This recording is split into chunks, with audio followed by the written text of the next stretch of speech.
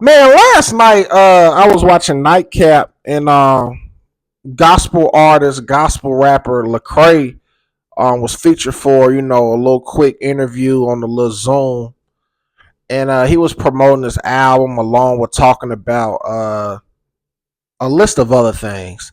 Now I heard like one record off his new album. It popped up on like my recommended uh videos on YouTube. A record he got with Killer Mike T.I, which are one of two of one of my most favorite hip hop artists.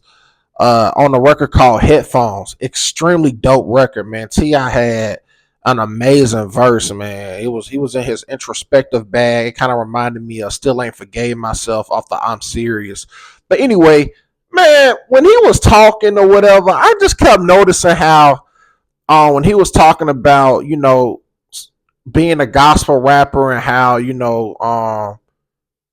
people kind of will front on him because he brought up some story where he was attending the Sacramento Kings practice or something, and he was like, the dude said, we got a gospel rapper, and he was like, no, no, no, don't say that, because he knew like they would be like, I ain't trying to hear that, and I think he said Boogie Cousins kind of was like, I ain't even trying to, listen to bruh. See, the thing about stuff like that, this is why I don't get into gospel rap and I'm not like into that genre of music because a lot of those gentlemen, man, I notice just they try too hard to still be of the world. They don't want to seem like they too into the Bible or into Jesus. And I'm like, isn't that the whole point of being a gospel rapper? To be pushing, Jesus and the word? The Bible says, you can't serve two masters anyway. So all this trying to be lukewarm, you already on the other side. I just never understood the point of gospel rap, man. I constantly say this, man.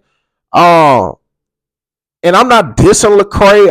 I'm just paying attention to what he's saying, and it's just going along with what I always say about those guys. I'm just like, you gotta keep up with the secular music to even be inspired for whatever it is you doing, and I think that's just corny. I think gospel rappers use Jesus and Christianity as a safe haven to know, like, okay, they can't say I'm trash because I'm talking about the Lord. Like, how they gonna diss me if I'm rapping about Jesus? I just think it's like those the dudes that couldn't make it and couldn't get the type of support they was looking for the other way, so they go that way. With using that as a label, so you automatically want to listen to me. And a lot of those dudes, man, be so corny, man, because they always attacking. And I ain't talking about Lecrae, because obviously Lecrae he rapping with Killer Mike and Ti, so obviously he ain't dissing secular rappers to get a buzz. But it be other dudes, like I think like D1, he always saying like what Wayne need to be doing or Rick Ross and all these people. And I'm just like, bro, your whole campaign is is saying what they need to do. Just do your part.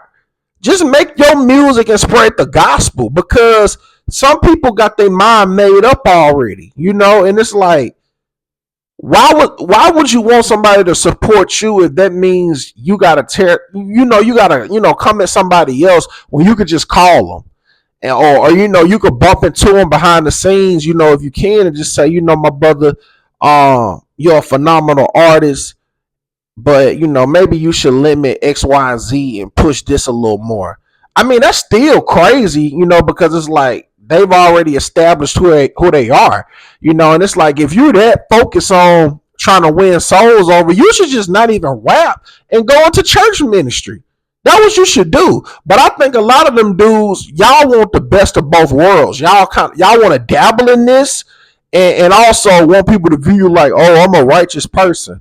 And I wasn't the only one thinking this, apparently, because I was in the chat and people was saying, like Lecrae was sounding corny, and it was like he lukewarm, and he sound like he's confused and all this type of stuff. And my thing is, he seemed like a cool dude, but don't even say you're a gospel rapper. Just say you're a rapper. You ain't got to put the gospel in front of it. You know what I'm saying? Because gospel essentially just means the truth.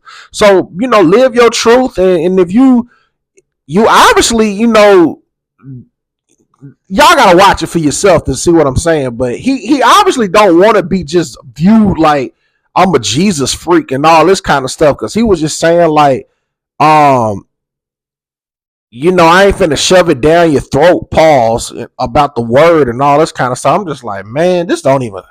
You shouldn't have said that, dude, because it's some people automatically assuming that's why you call yourself a gospel rapper.